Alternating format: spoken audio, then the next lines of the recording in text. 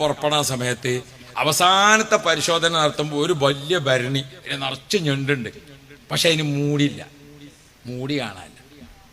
അപ്പം മെയിൻ മാനേജറോട് പണിക്കാർ പറഞ്ഞു, സാർ നമ്മളെ കപ്പൽ പോകാൻ നിൽക്കട്ടെ, ഇവിടെ ഒരു ഭരണി നിറയെ ഞണ്ടുണ്ട്, പക്ഷെ അതിൽ മൂടില്ല. ഒക്കെ ജീവുള്ള ഞണ്ടല്ലേ, അതിങ്ങനെ കർമ്മക്കാരി പോകൂലേ, അമേരിക്കയിലെത്തുമ്പോൾ ഒറ്റ വാക്കുണ്ടാവും. അപ്പൊ അത് പോയി പറഞ്ഞപ്പോൾ മാനേജർ ചോദിച്ചു, അതിന്റെ സ്റ്റിക്കറും നോക്കി തമിഴ്നാടിൻ്റെതാണോ അത് കർണാടകത്തിൻ്റെതാണോ കേരളത്തിൻ്റെതാണോ ഏതാ നോക്കിയെന്നാണ്.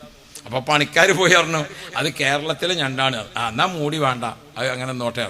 അപ്പൊ അത് എന്തേന്ന് ചോദിച്ചു. അത് ഒരു നെണ്ട് ഇങ്ങനെ മേലോട്ട് വരുമ്പോൾ മറ്റേ കീപ്പോട്ട് പിടിച്ച് വലിച്ചു, അതുകൊണ്ട് ആരും പൊന്താനാക്കൂല കേരളക്കാരാണ്. അപ്പൊ അതുകൊണ്ട് ഒറ്റ ഞണ്ടും പുറത്തു പോകൂല.